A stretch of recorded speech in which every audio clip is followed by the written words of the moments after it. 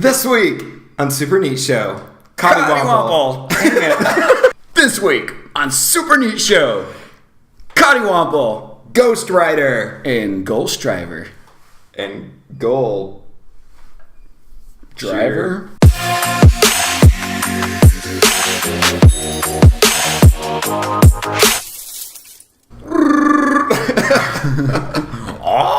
Hey, welcome to episode 10. 10! 10 golden episode. This is the golden episode number 10 that everybody's been waiting for and talking about. Yep.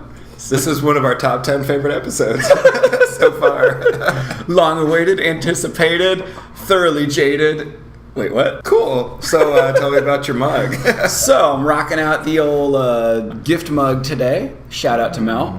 What? And I don't really know what the dog is about, but hey, it's cool. And Makes it's sense. green, so I like that. Tell me about your mug. Mine, it's got a J Whoa. for Joe Mama. Not to be confused with Jemima. I know, right? It's filled with syrup, actually. Any Google searches? So I've been in the house market recently, which is exciting. And all of my Google searches have had to do with looking up different properties and looking up, scorpion heat maps and crime heat maps and things like that. So that's the extent of my Google searching this week. Predatorial lizard heat maps. Boy, could I go for no predatorial lizards. What about you? Any Google searches? Yeah, finally got a computer back after a few weeks of no computer. So this episode, we have no excuse if it turns out terrible. It should be at least 30% better.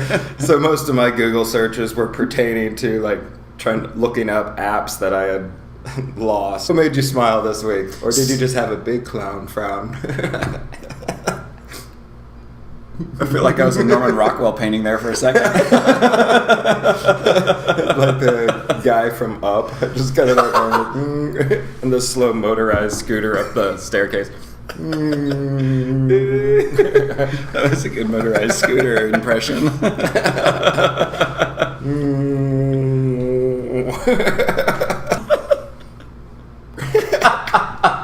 So we went up to Pine Rock. No, we didn't. We try again. So we went up to Pine Top this week and did a annual goal setting, which is awesome. And 'tis the season, October. It's the fourth annual? Fourth annual. Yep. Yeah. That's right. And Pine Top just was gorgeous. We were wearing hoodies. Boy, those were the days. Yeah, man, I ain't worn a hoodie all week. Totally worth a smile. What about for you? I also participated in this event. What? One of the things that made me smile was seeing all the old cars that were out. That's for right. joyrides on Saturday. Also, on Monday morning, I went and took old Yeller out for some exercise and went to the West Valley. And me and Mel and Dad all piled in together, drove out to the Verado coffee shop. Mel had some Halloween fall decorations sitting in their front yard. Oh, fun. Ghosts hanging in the trees. Well, Dad closed one of them in the side door and it fell in. So we just took it with us, and everywhere we stopped, we propped it up somewhere else in the car. All right, how about a $5 word? $5 word of the week. This week's word is Coddiwomple. Coddiwomple. That sounds fun. To Coddiwomple is to travel in a purposeful manner toward a vague destination. I do that all the time. We got a superhero or anti-superhero of the faith. That's right. Superhero. So this week we've got Jonah. Ooh, you may remember him from such fish-slapping tales as Jonah by VeggieTales. So Jonah, he's kind of like Gideon, where he starts off going in the wrong direction, and then he has this amazing, middle section. He's got a great torso. He's in the belly of the fish, and he's repenting and turning back to God, and it's like, this is amazing, this is so good. And then his story... He ends up as a whiny pants, a crybaby. He's like, dang it, God, you're so merciful. I hate it. Stop being nice to everyone. Boo, I'm going to lament this fig vine. Here's Jonah in the beginning. Here's Jonah in the middle. Ooh, whoa. impressive. And here's Jonah at the end. Anyway, are you ready some profundity? Are you ready some profoundness tea? Profoundness, Peter. By PG Tips. In honor of Goal Setting Weekend, and in honor of Coddiwomple, Yep.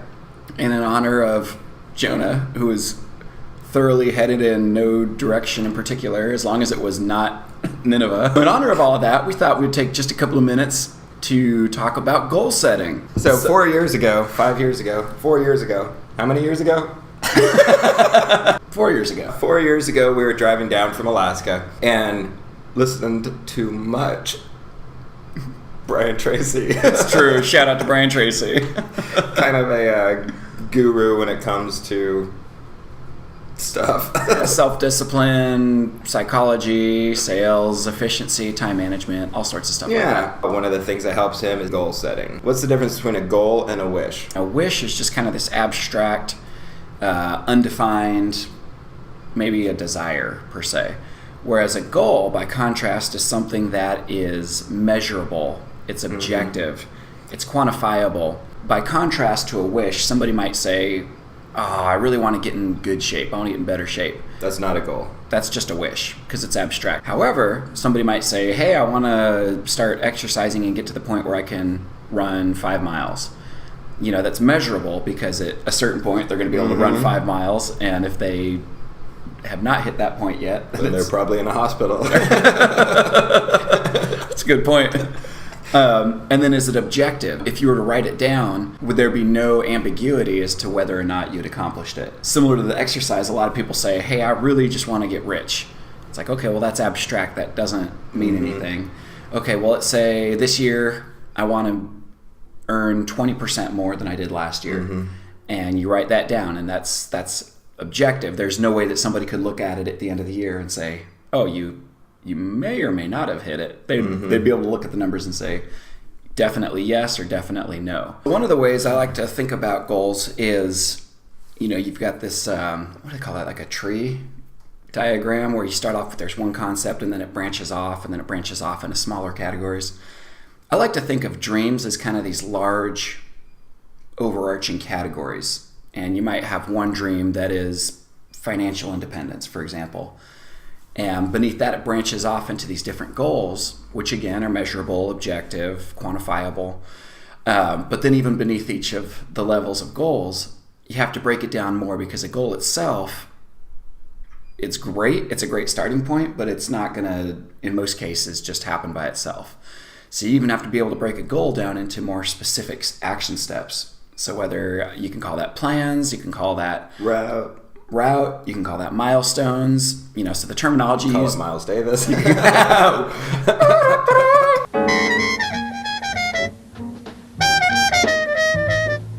You almost have to apply reality testing too, because somebody might say, okay, this year I earned $30,000 at my job. Next year I want to earn $100,000. This is great. I'm pumped about it. I'm excited.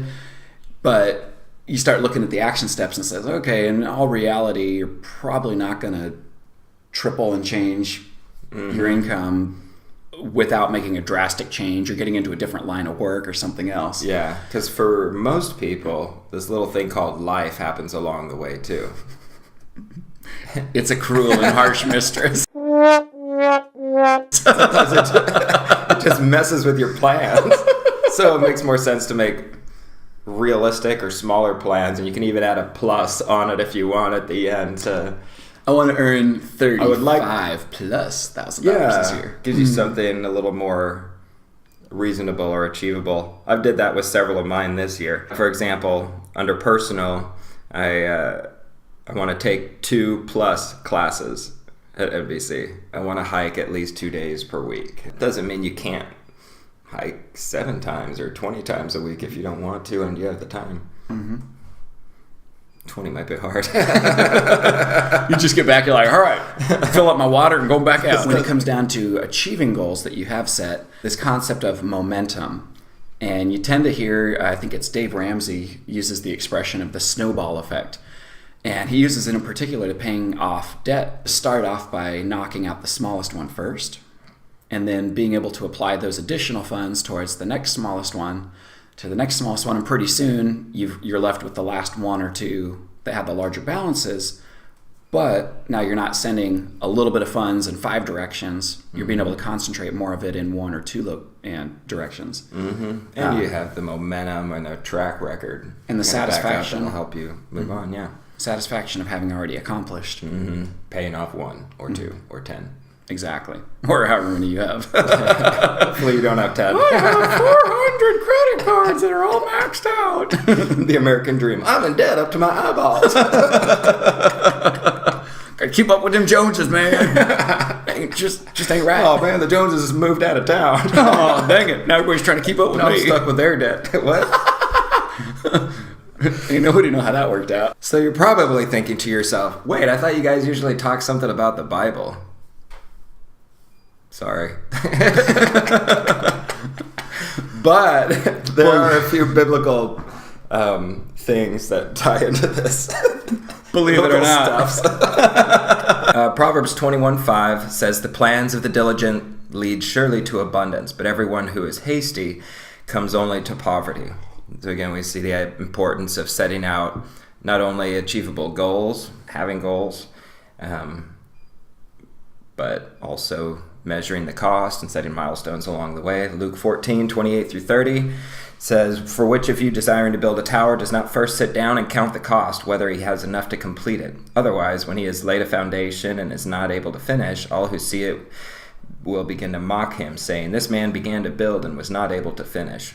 And again, we see, as in with Jonah, as in with a lot of people these days, we have people who are eager to start a project and are not able to follow through or finish it. Mm-hmm. So we need strong finishers. Which brings me to Philippians 3, verse 13 through 14, and our ultimate goal.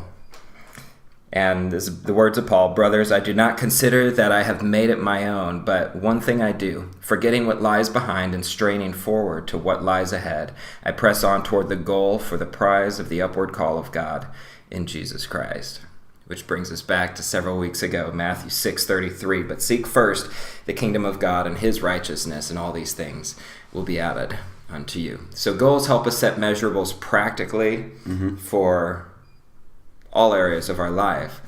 But we need to remember that our primary goal and purpose in this life is the pursuit of Christ, pursuit of his righteousness, and running that race in a way that finds us faithful. And it all trickles down. Oh, nice. Whoa. Some good trickling right there. Yeah. So thanks for tuning in. Go and set some goals. Here's your first goal to set. Leave a comment or subscribe. Shout out to Georgia, who did send me this little picture, reclining on her laptop watching the It Will Kill portion of the video. See you next week. See you next week.